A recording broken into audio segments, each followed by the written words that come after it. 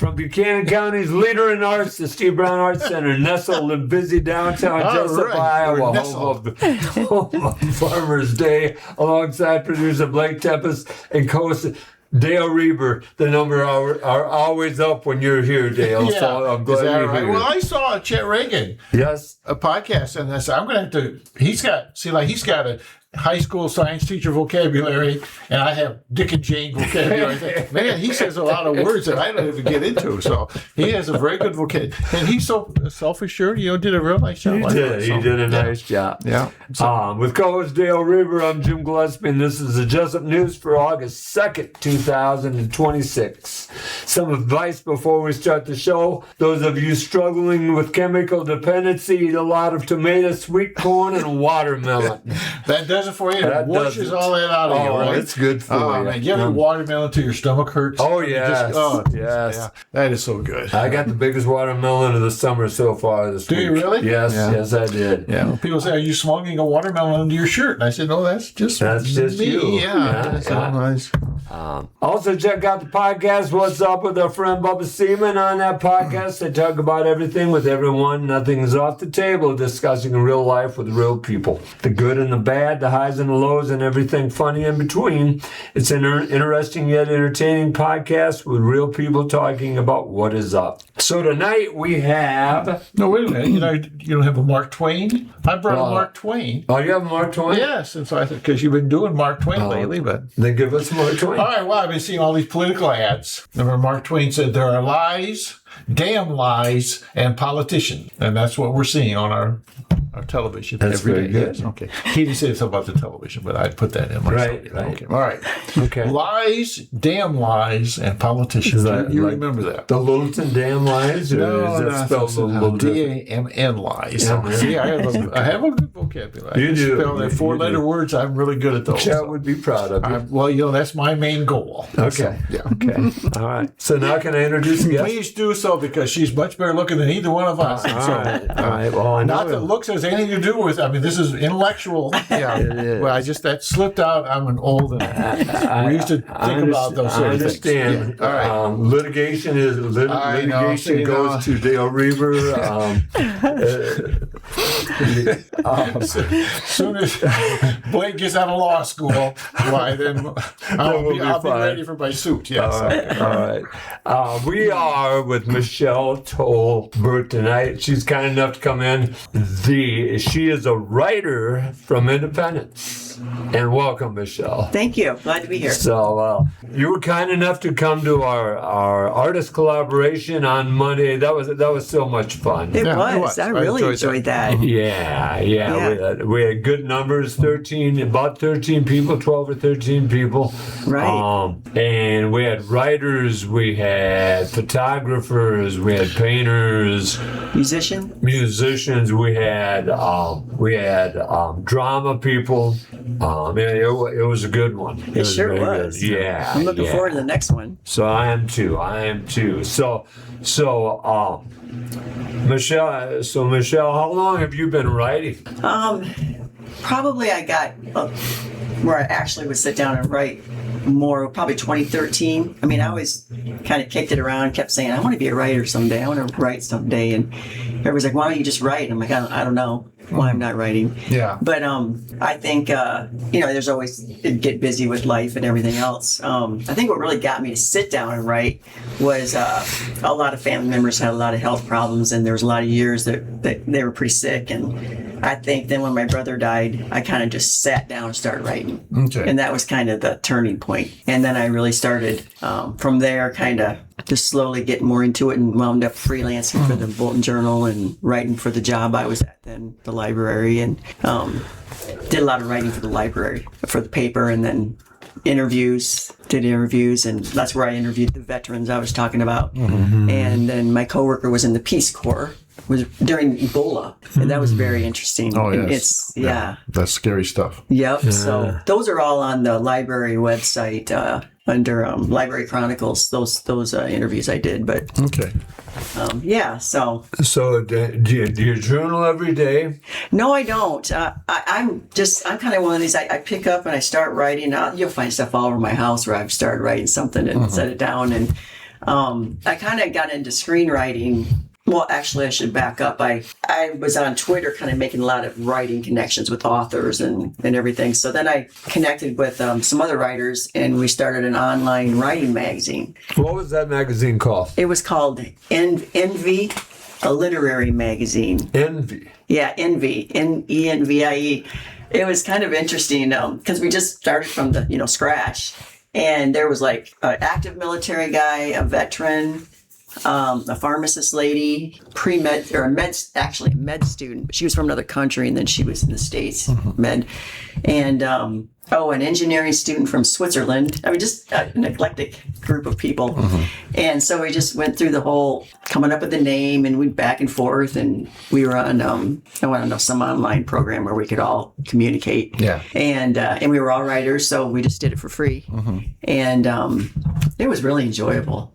We were starting to really get some traction on there and get a lot of subscribers. And we had a lady that she wasn't writing, but she was like, her husband and all of her kids were in the military. So she kept us all in line. Yeah. Kept us going and kept everything moving. But COVID hit, and it just kind of decimated it. Yeah. Like that. So then I kind of got into where I started taking a bunch of screenwriting classes through a studio that I connected with on Twitter. And they were like $39 classes. And so all through COVID, I just kept taking them all about the industry and different writing and different stuff. I found that I really enjoyed the screenwriting because it's the whole thing. Yeah. It's not just a story. It's you're looking at everything, the location, So when you write a screenplay, you say it's opens hill, grassy tree to the left. Yeah, you have a guy and a horse. Yes. Comes very slowly to the top of the hill. Yep. He looks tired, worn out, whatever. Yeah. He's got a rifle and the horse is limping or whatever. Yep. That's all part of the screenplay. Yeah, you're writing all that. You set all that up, and then you start dialogue later on. Yeah. Okay. Yeah, it's I'm by no means a pro at all at it. I did is I like writing true stories. That's where I enjoyed the interviews and everything. So my daughter was in college, and my parents had just passed away, both of them. And so, I had extra time. And so we started taking all these girls' trips, her and like a few of her friends, and then me and my sister-in-law at the time, and a niece and a couple of my friends. And my daughter was just organizing concerts and trips. And Sure. So we were just having a ball. And the group of us was like, the age group was like boomers all the way down. So we were just this group of people, and but my daughter was excellent at coming up with the right people to put together to just have a blast. And then we went to a music festival in South Dakota for like a week long at a ranch.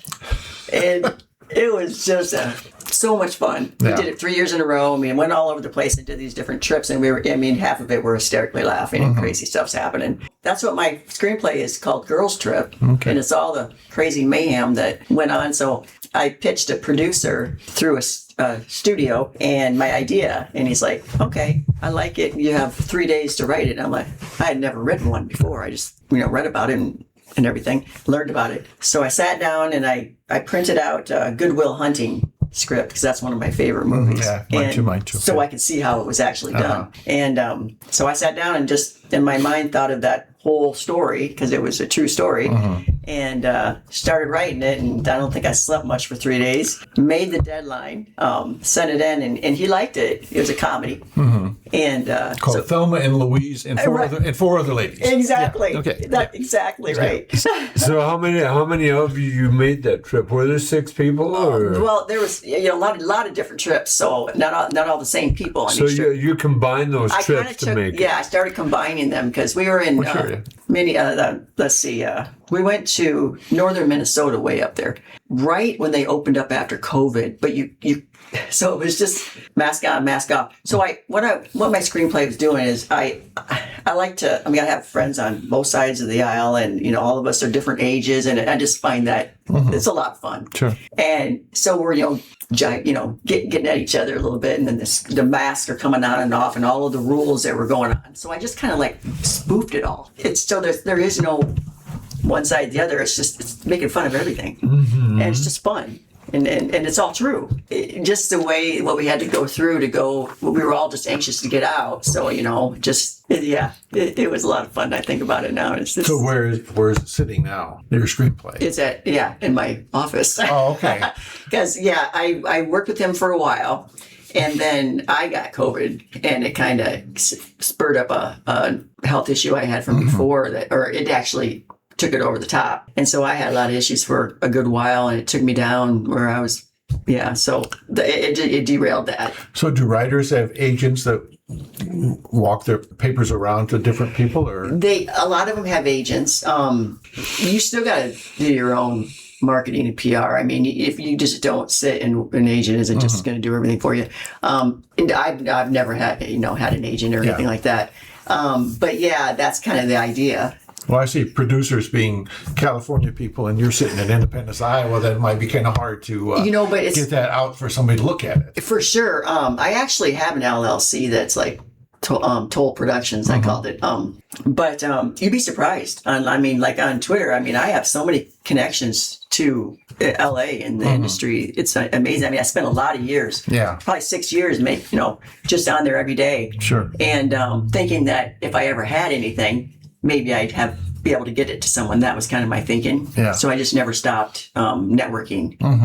But it's surprising how many people you can connected with on there. I'm not saying it ever go anywhere, but it beats not knowing a single soul. Well, we had a lady on here. She was a ghostwriter, and she wrote things. She had clients, and they would say, "Well, I need 800 words about this, and she'd sit down and write it. And and she had written novels and all this sort of thing, and none of them were under her own name. But I met a woman. Yes, I heard about a lady that she's. I think one of her novels are. No, that's ghostwriting. But there's a lot of talented people around this area that have like even written movies. Yeah, and I don't know. She was looking to go to University of Iowa Writers School in New York City. She's looking at. So I don't know where she ended up. Oh wow, the writers. But she was very interested in it. But she had she had like a penny a word when she started. Yeah. And Jeez, that's talent. Yeah, 10 cents a word before she quit. Before when we were talking to her, I think is what she was up to. And wow. But that takes a lot of talent. We had no idea. She was working in an office right over here. Really? Jim talked to her and said, well, come on, we'd be in the podcast. Right, it's shocking that the people that are around, I met so many at the library that come in, I'm like, I'm like, wow. Yeah. Really? Well, that's the nice thing about the Steve Brown Arts Center is the fact that for me anyway, so I'm meeting people I had no idea. We're out there doing all kinds of neat things, like yourself, for example. And, I thought everybody's hoeing in the garden and I know, right? riding a tractor. I felt the same way. I know. You're like, wow, around here, you're doing that. We figured how many different people we had just on Monday at that artist gathering. Yes. And that's just a small percentage. Yeah. Yeah, because their stuff is good when you look at it. And so... and who they've connected with and who they're, other states all over the place that they're connecting with. And for example, that beautiful mural that they put on the old Hardy Drug, it was incredible. To Independent's credit, in the last 10 years, it has changed drastically. Oh, it has. It's become a nice town with, not only art, but culture, nice businesses, a little bohemian culture, here and there. And, to a lot of people's credit. Right. Yeah, tried for a long time, and then it just seemed like it just started all of a sudden, a lot more different types of businesses coming downtown and all over. The whole thing changes over, every 10 years, like, huge shopping malls. Everybody's going there. No, nobody's going there. So now it's downtown. And now some of the shopping malls are starting to come back with it. And so you just never know. You don't. People keep changing. But, for sure. You have if you have the right kind of, I'll say, product and the right kind of atmosphere, it seems like people will come year after year until you're so tired that you have to quit. Right. Close it down. So somebody said today at Gibby's that a lot of the writers on Ragbri were saying that Independence was their favorite stop. Yeah, I heard someone say that. I was like, that's pretty cool. Yeah. Dang. And that gets in the paper, and then people out and about say, well, maybe you ought to go there sometime and drive through and see what's going on. PR. Yeah, well, that's the best. It's for word of mouth. It's the best. So you're into your travels. You write 3 days, you give it to this producer, you get COVID, and it sort of stalls at that point. And has he got back to you? What's happened to him? No, that's kind of I don't even really remember his name. I have to go back through my emails. But because there's so many producers and out there that the place I went through, people sometimes, especially with Hollywood, the way that's going now.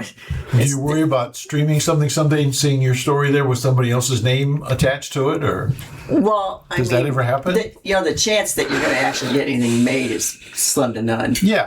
But so you got to really, in my opinion, enjoy the process. Yeah, but you sent your paper to this man I that didn't you even do think not of know. It wasn't that. To me, it wasn't. It by far wasn't a finished product. I mean, it halfway But maybe through, you'll get somebody else to finish it, huh? that very well could be because somebody else asked me that. But it's. Maybe when he gets out of law school, he can help you too if that happens to you. Right. So, yeah. I know. So- There's all kinds of stuff that comes into play. That's true. I mean, but they say that there's only so many ideas. You're just taking them and turning them into your own. If you don't have any, you got to have some talent. If it's just one screenplay, that's all you got.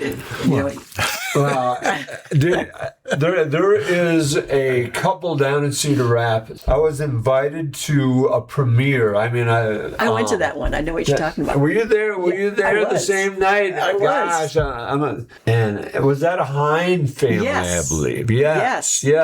And she's a friend. Yeah, a friend of mine. yeah. Well, I mean, I met her, got connected with her after she did the movie because one of my other friends that used to be my neighbor is good friends with them, and their truck is in that movie, and so they hooked us up, and we went to her house before that movie ever came out. Oh, yeah. And that was really neat. That was neat. I mean, Good movie too. Yeah, it was. It was a Christmas movie, and very moving. And the Minneapolis Film Festival was real involved in that movie. And the guy that runs that, he was at the premiere. So some old friends of mine, Debbie Blinn, she was in the bar area that night, and she knew I was writing. So she was talking to that big dog guy from Minneapolis that was part of the movie, and she's like, "Come over here, Michelle, I need to introduce you to someone." Yeah. So I run over there, and she introduces me to him. He's like, "Do you have a business card?" And I'm like, "No." And I was just nervous, and he's like, tell me, I hear you write. I go, "Yeah, I wrote a screen." He goes, "What's it about?" So I don't even know what I said. I just started talking crazy and then everything. And he's like, "Well, no, I hadn't finished." He goes, "When you finish it, send it to me." And so he gave me his number. He put his number in my phone or something after that. But then I tracked it back. It was kind of funny. It was comical because it was like a perfect disaster for me. But it was kind of neat that, it takes somebody to introduce you to somebody else, to somebody, Exactly. Well, there's a young man from Jesup and he married a girl from Marshalltown. And her brother is the director. He directed Tom Cruise's Maverick, Top Gun, and really? So they got to go to the premiere and this sort of thing. And so you never know. You don't. Where you're going to run into somebody that knows somebody that knows somebody. Exactly. And so Well, that's pretty neat. Keep out there. Yeah, that's what I thought. Well, and it's just fun. Yeah. I like being around artists. Yeah. And it's just interesting because I don't know, it doesn't seem like there's drama. There's not, sitting around talking about it. But see, we're just talking about art. We're just right. what are you making? What are you working on? What are you doing? We've hit a network out here, so we're gonna take a break and we'll come back and keep talking about that. That's interesting. About your screenplay. This is the Steve Brown Arts Center Podcast Network. The Steve Brown Arts Center is calling on neighbors, artists, students, and storytellers to lend their energy to our podcast. We're looking for volunteers to help with recordings, interviews, editing, story gathering. No experience required, just heart and curiosity. Your voice can help amplify local artists, preserve community stories, and keep creative culture thriving in Buchanan County. If you're interested in joining the team, reach out and call 319-290-0241 or talk to Dale, Blake, or myself, or email me at jgillespiegolf gmail.com. We'll be right back. This is Steve Brown Arts Center Podcast Network. We're here with Michelle Toale Burke, and she's a writer from Independence, and she did a screenplay. But before we went to break, we were talking about a movie that we had seen, a locally produced movie that we had seen by, and who was that producer? Well, the writer, and she's produced it too, I believe, but Beth Hind. Beth Hind. Yes. Yeah. She lives in Kowalski or down in that area, I believe. Was it well? I think she was a maiden name, possibly Grover. Maybe so. Yeah. Maybe so. Yeah. But lives in Cedar Rapids with her husband. Yep. She's done a number of those. I hadn't caught up with her too much as far as to see what she's currently working on, which I'm sure she is. I mean, that was just fantastic. That to be her first movie. I mean, it was so impressive. And was it like a story or a document? Yeah. It was a story? Yep. Where she hired actors and... Yep, all of it. Okay. All of it. Yeah. And, that was something. So they had it was at one of the movie theaters that have one of the 6 different theaters in, Sure. Okay. and they had their own multiplex, and then they had their own theater, popcorn. I mean, it was like a regular movie. Sure. Yeah. And then people pay to get in? Some people could have paid to get in. The majority of them, I would say, were guests, correct? Okay. Yeah, you were invited. So it was like a premiere. It was a premiere. Oh, yeah. okay. All right. Yeah. Yep. And it was like an hour long. Yep. Is what it was. And then afterwards, they had all the people that starred in it, the producers and directors, and everybody got together at a restaurant for a nice meal. It was real special. I thought. It was very nice. Yeah. It was pretty neat. I felt So pretty do you blessed. know after that what happened with the movie? Did it get played? It's actually on Prime right now. So it's on Streamer, Okay. which is impressive. Yeah. Yes. They made it to a streamer. I don't think that's easy to do. I wonder what Prime pays someone like that to air their show, because they've got hours and hours and I hours know. that they've got to fill. Reading about the industry today, it's so different. I mean, everything is changing, and with the AI coming in, and they just talk about who's going to a movie theater to see a movie anymore. You're watching it from home, and Well, I say more and more people are going to theaters, though the younger, the last group, whatever their name is, Gen Zs. are wanting to see things on the big screen. Well, it's so much nicer. Yeah, we went last week to see The Odyssey, and the theater was pretty full. That's good. Yeah, That's and there good were a news. lot of there were a lot of people coming and going into theaters. And I've read the Odyssey. I've seen the Odyssey, the earlier version. I mean, I can't remember the years that was written or produced. And then, if you're familiar with "Oh Brother, Where Art Thou," that is a version of the Odyssey. Oh, okay. Everybody says that 3 hours just flies by. yeah, actually, it went pretty fast. Yeah, Wow. as long as you don't drink anything before the movie Yeah. starts, and you had lunch or something before, because ours was right at noon. So I say by 3 o'clock or so, I was hungry for lunch. Yeah. But it's about 3 hours, and then with the the previews and everything, it's quite because I think this one started at noon, and the next show was like 4 something. So it takes a lot to show it. But Real popular movie. I heard her talk about it a lot on Screenwriter Twitter. They're ramping it up. It's getting all of good reviews, and people are going to see it because it's gotten a lot of pre-publicity, and the actors have been out and about. Have you seen it? No, I Okay, haven't. well, there's one guy, he's got just a very small part. It's a very important part, but it's a very small part. He's not on screen, I don't think, 10 minutes, maybe only 5 minutes. But he was on a show being interviewed about it, and how he said it really has helped him in his career and this sort of thing. Oh, wow. Being on that with that director and that big a show.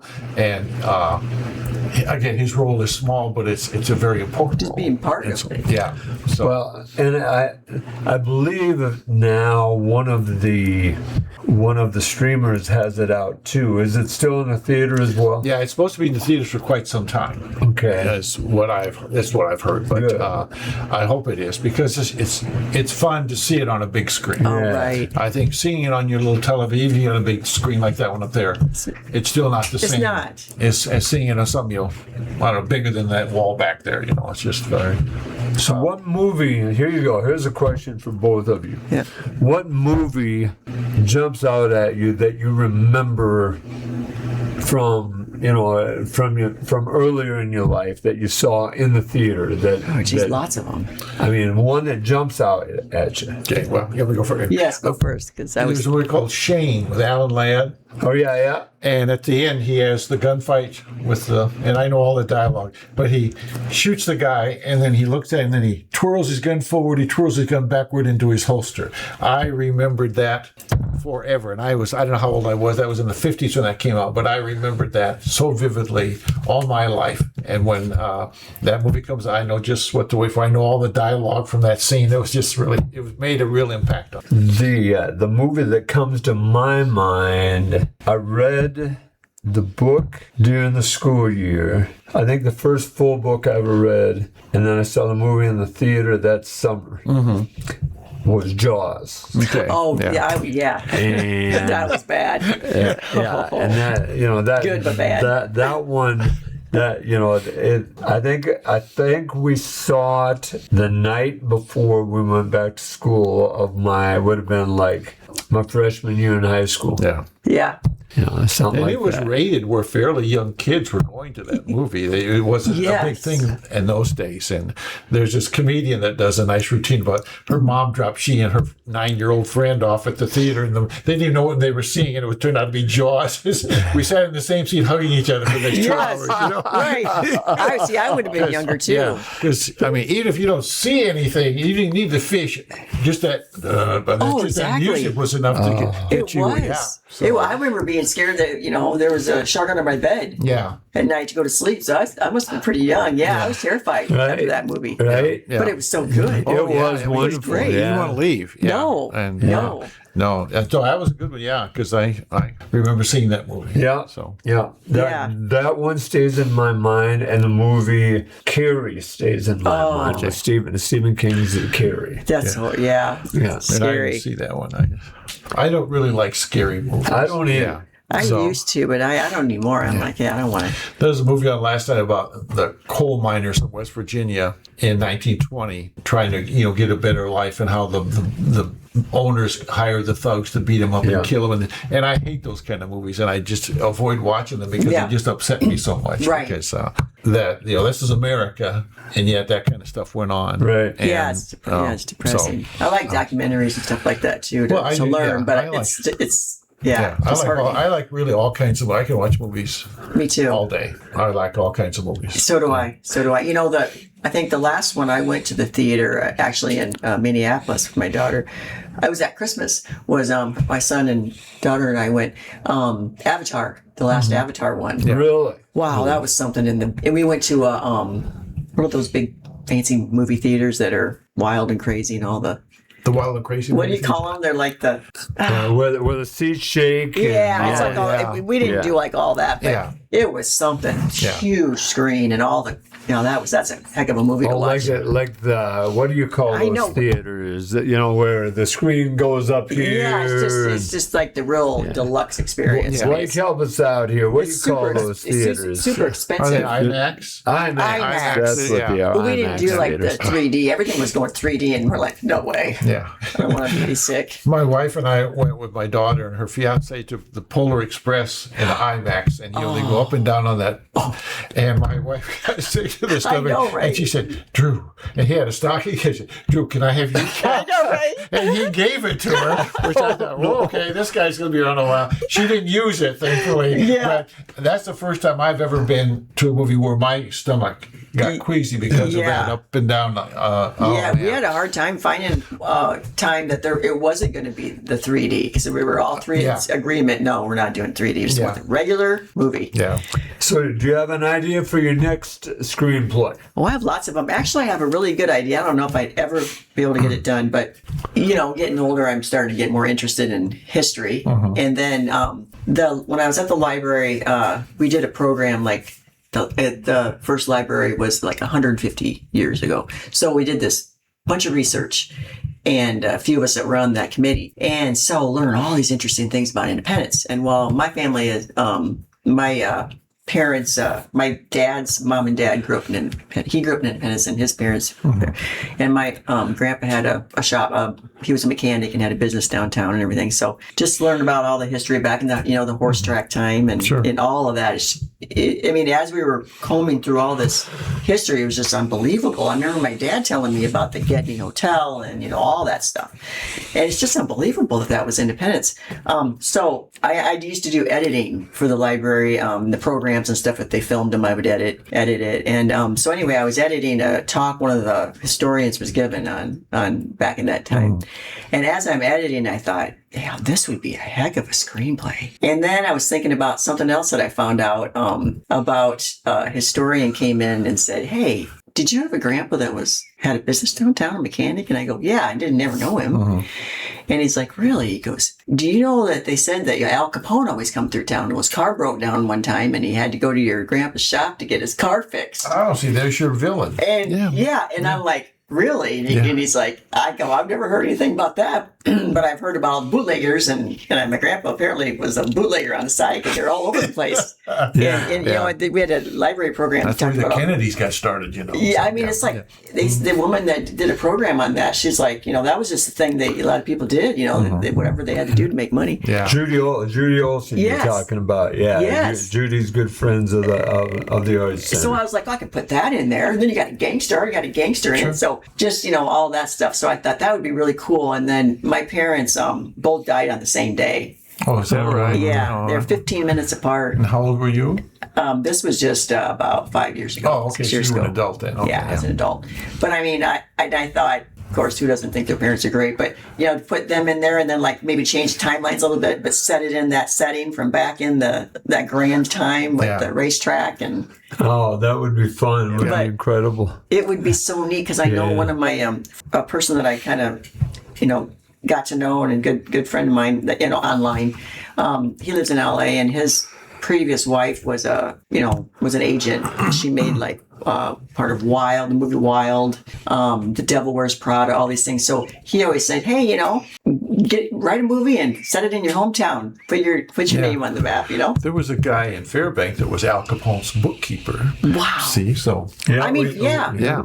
And my neighbor, her family, she was from Wisconsin and she, whatever shack, whatever place he ran to Wisconsin, running from the law or something. Okay, yeah, there was a big resort. Yeah, it's been somehow she's connected to that. And I was like, well, sure. It would just, You should write with a lady that writes books about Fairbank because she wrote a book about Fairbank and has Al Capone's bookkeeper as... Really? Because everybody likes, all that wild stuff, and then you actually have a little bit of...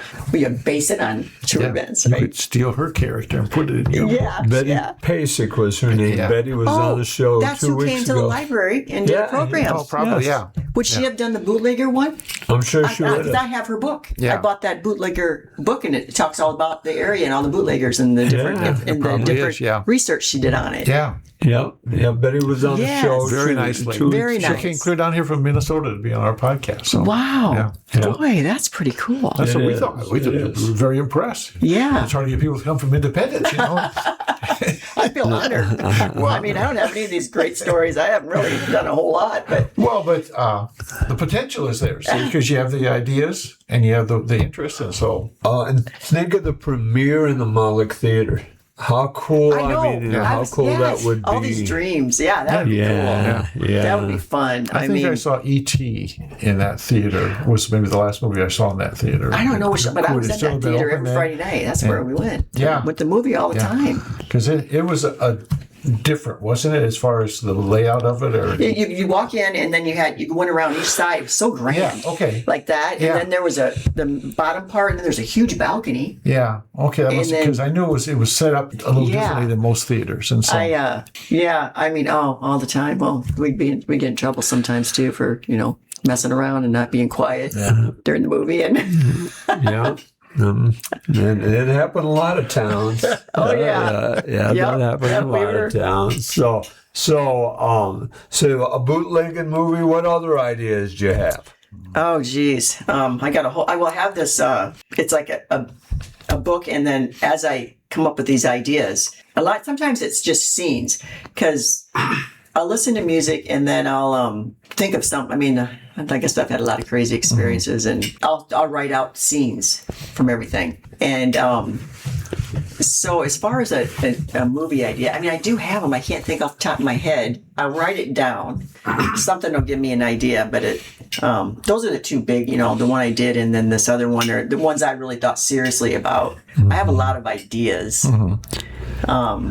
The artist in M's right now that M is showing, Jennifer Kemps is her name. She has a big piece in the back in the newsroom, they call it, of M's. She painted a piece to a certain song, and she talks about how she was influenced by that song and by a religious experience. Oh wow! And so it is. I think that happens a lot in art. Yeah, and I love music. Yeah, I mean, I listen to music all the time. It's just a big part of my life. And but yeah, it just constantly brings up. I mean, I'll just when I'm writing, I'm seeing it in my mind when I'm writing. And I found that interesting when I was on a discussion online, and you kind of think everybody does it like you. But they said some people see words in their mind when they're writing. I mean, I see the picture of what's happening. Okay. When I'm writing. You're a visual I'm very learner, visual. would you say? Yeah. But definitely music definitely just triggers the. Turn your phone off and all that stuff and lock the doors when you're writing, or can you be interrupted and then get back to what your thought was? Or yeah, it can be. It's a real struggle to get myself in that chair, and I've got to have a deadline. Yeah, I've got to have like a gun to my head, or I'm going to just keep going around circles and doing everything but what I'm supposed to do. Yeah. So that's I've noticed that with the freelance writing too. All right. Well, this is Steve Brown Arts Center Podcast Network.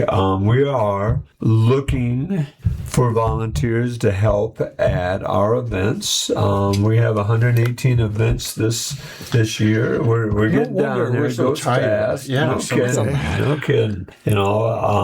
But we're always looking for volunteers. If you're interested in volunteering in the Steve Brown Arts Center, contact Blake or Dale or myself at 319-290-0241, and we will get you set up. We'll be right back. This is Steve Brown Arts Center Podcast Network, and we're back for the third half of our show. Every week we do What is Good. And so before Dale and Michelle and myself share what is good with us, remember Katie Bellbands always shares her top 10 what is good. Katie's a kind listener, listens every week, and she shared today. This is her top 10 for today.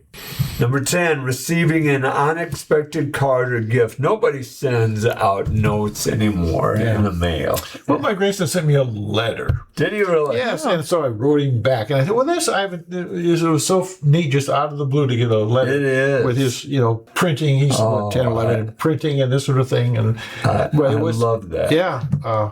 That is neat. I used to love to get mail. Well, growing up, yeah. If you got letters, if somebody wanted to talk to you, say something, you got a letter, and like now, service members overseas, they call home every day and this sort of thing, and you just you waited for that letter. That's all you could do, and I still wait for the mail every day and go.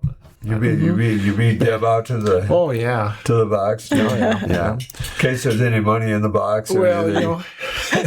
You don't get checks anymore either because they just it's automatic deposit, so there's not even any fun there. So you get some bills, but that's about it. So.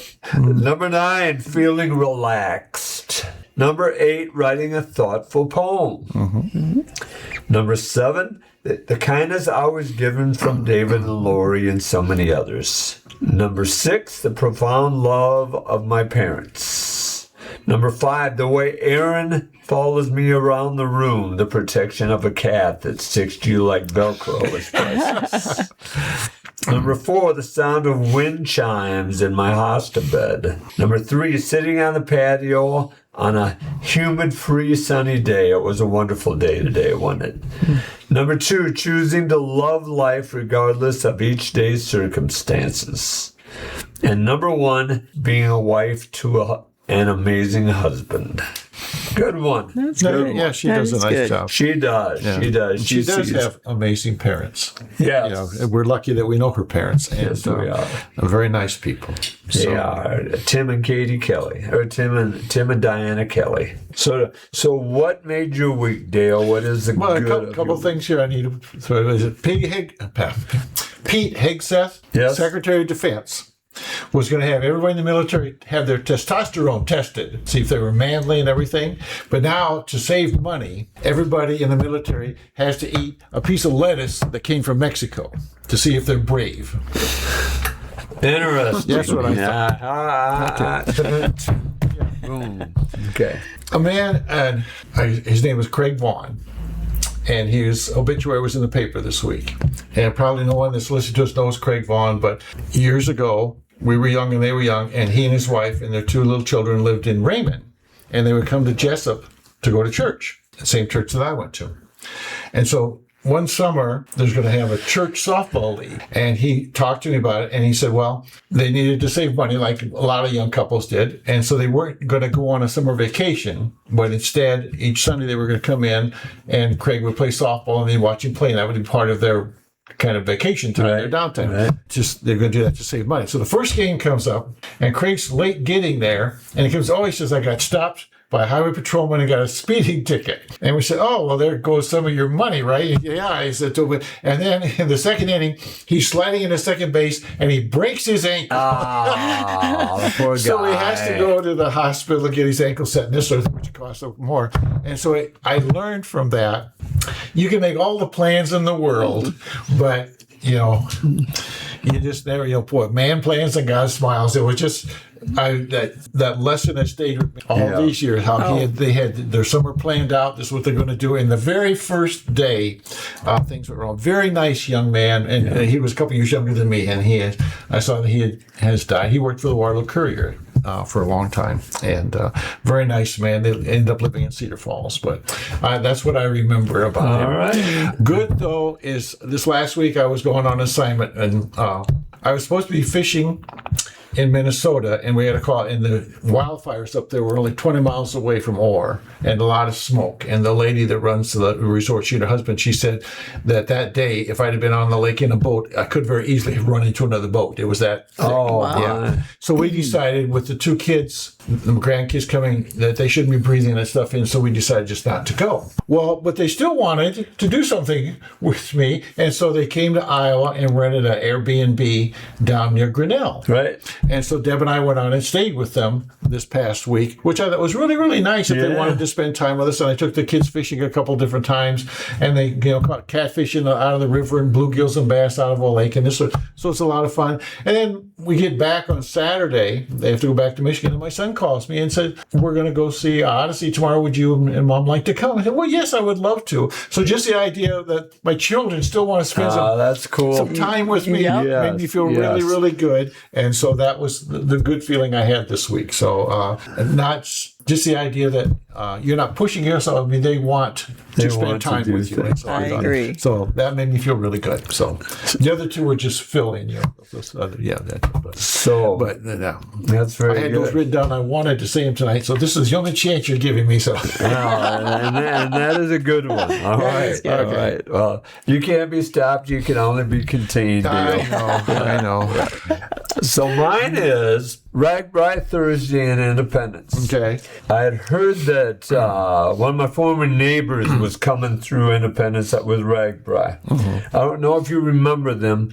When I lived on 5th Street, the Maticheks lived over on 5th Street. Yeah. Ann and Amy Matichek, their father was Paul and their mother was Carol. Yeah, and the son was John. And their son was John. And I had parent-teacher conference with them, and they could not make it to school for some reason, so they invited me to their home. Oh, cool. So I go to the house and knock on the door, and I go in, and what was the dad's name? Paul, he says, okay, do you want beer, bourbon, or coffee? And I said, well, I better have coffee. So, Jeez, that's good. Paul was a wonderful man. yeah, so. But so I heard that one of the twins, Amy, was going to be in Independence. So in that mess of 20,000 people, right. We met. Well, isn't that neat? Yeah, and we talked about living over on 5th Street and her growing up, and we talked about this. Somehow, Amy and Ann, they were twins, would get me a message somehow, and they were shy in high school, incredibly shy. I have no idea because they rarely would say anything in class. One time they called me Jim by mistake because they heard their mom and dad call it, and they felt, you could just see they felt terrible. Matter of fact, Amy mentioned that the other night. She said, "Are you still mad at me for calling you Jim?" I said, "Oh, no." So somehow I said, "Amy, how would I know to come over to your house like 4 or 5 times? I'd end up in your house, and your mother would give me dumplings." I mean, would you or Ann tell me, or would you leave me a note, or what? Because I would come over and I would talk to your dad, and all of a sudden Carol would call me out in the kitchen and say, "Jim, come out here in the kitchen." And I would have a bowl of dumplings in my hands. And they were wonderful. Yeah. Carol died here last year. And but the chance to meet up with old friends is something special. A little adding on to that about the Ragbri, on Tuesday was a bad day for Ragbri, and they have what they call sag wagons. Yes. Where if you can't go anymore, they will pick you up and haul you and your bicycle to the next town. Well, they said Tuesday was so bad, they had to hire a bunch of school buses in that area and semi-trailer trucks to haul the bicycles because it was an overload of people that just said, "I need to ride in the sag wagon." And so they never had to do that. So never had that big of a thing. And the guy who runs it was saying that that was one of his major accomplishments, was getting that figured out just boom when they hadn't prepared for that. And so, but I thought that was interesting that they call them sag wagons for one thing, and that's so many needed a little. But that was, I think that was a 100-degree day or something. It was really bad on Tuesday out west. So, Michelle, do you have a good one? I do. It was about a week or so ago, during the heat, and then I was working at Gibby's and very, very hot in the kitchen, just about come home, and I needed to mow my lawn. I got home and my lawn was mowed. And I was like, who mowed my lawn? And so anyway, my neighbor just went over and mowed my lawn. He's like, you didn't need to be out here mowing in this heat. Yeah. So I was like, that's pretty darn nice. That's unexpected and very nice. Yes, that is. That is very, very nice. And that is a good one. Mm-hmm. That is a good one. Well, Michelle, are there any things that we didn't ask you that sticks out? I can't really think of too much. No. Okay. Not really. Well, the Dale, do you have anything before I talk about what's coming up for what has happened at the Steve Brown Arts Center? A lot of our people know us, so they know Lee McCarty, who was a principal assistant. He was the assistant principal in the high school. Yeah. So his kids and my wife and his wife were friends, and Howard and Monica Byer. So we were meeting them in the Emmaus, where McCarty's, their daughter-in-law, runs the general store there and a couple other businesses. So Lee was telling me this story, because we had to go someplace, so he and I ended up riding together. And so he was telling me the story, which I thought was we're talking about golfing. And he said he took golf lessons one time in his life after he retired and everything. So he goes to, and I think he lives in Ankeny, so a course somewhere near Ankeny. So he goes there, and the pro comes up, and so he said, okay, well, hit one with your driver. So Lee says he tees it up and hits it. It was pretty nice hit, everything. And he said, what do you think? And the guy said, it's your loft. Try an iron. So he gets the ball down and takes an iron out and hits it. And the guy, he says, well, what do you think of that one? He said, well, it's your loft. And the police said, well, what is this loft thing? And he said, well, loft is lack of freaking talent. And then the guy says, you don't remember me, do you? And he said, no. Well, he said, I was in your physics class, and I had my report card, and I had all A's, and everybody said works above and beyond what is expected, okay? Right. But in my physics class, I got a B+ from you, and it says not working to full potential. Oh. So the kid remembered this all these years. And he finally got a chance to pay him back. So oh, funny. I thought, and for Lee to tell that story, I thought, but he is such a nice man. He and his wife both just wonderful people. Yeah, he is a and good we got man. to go to their son's house, and the son was there, and, tea and little crackers or cookies. I mean, just very nice because, we hadn't seen him since he was a young man. Right. I left here when he was still fairly young, but just very, very nice. But I got a big kick out of that story, and that he would tell that on himself. So. Yeah.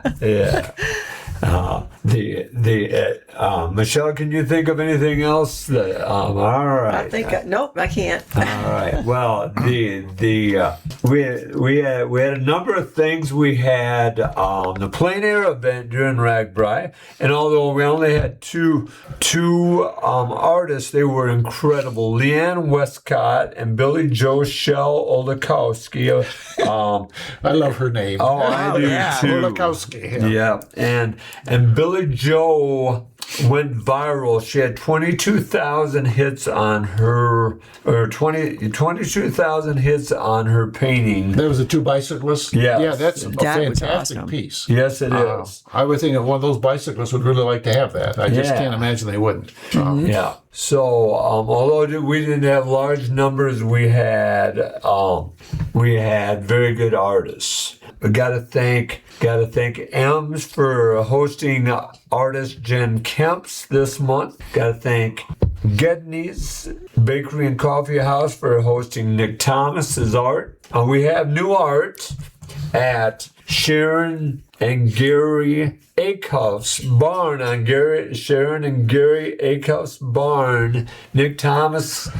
I talked to Nick Thomas, and he's got two pieces that are 4x4, and Al Relo helped me put them up on this barn as out on the road to Littleton if you get a chance. Oh yeah. From where? Which coming from? So you're coming as you go out of Jesup on V62, turn right, and it's about a mile on the top of the hill, and you look to the left, and it's an older barn. Coming from the west. Yeah, I know. Yeah. Okay, all right. And we put that up there this past week.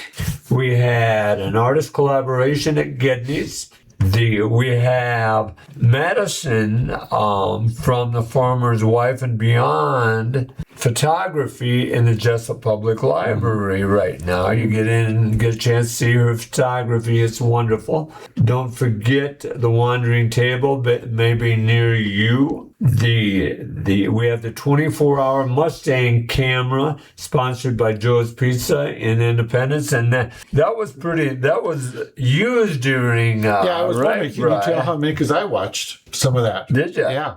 Yeah. So it was pretty cool to watch that. Remember the little free art house that is where you can get art supplies. It's right outside the administrative building in Independence. So you can get art supplies there. Some advice from the late Robin Williams. I used to think that the worst thing in life was to end up alone. It's not. The worst thing in life is to end up with people who make you feel alone. Yeah, that would be very true. Yeah. If you'd like to donate to the Steve Brown Arts Center and have an idea for an event, go to the SteveBrownArtsCenter.org and follow the link. If you have news or would like to sponsor us, email us at jim@stevebrownartscenter.org or call 319-290-0241 and leave a message. Our thanks to guest Michelle Toale Burke for being with us. Thank you. I'm Jim Gillespie with Dale Rueber and producer Blake Tempus. Our thanks as always to Kelly C. Haas and Heartland Business and Events Center for allowing us to use their podcast equipment and studio. Thanks to the audience for bringing these stray dogs into your life, and remember that each day is about little victories.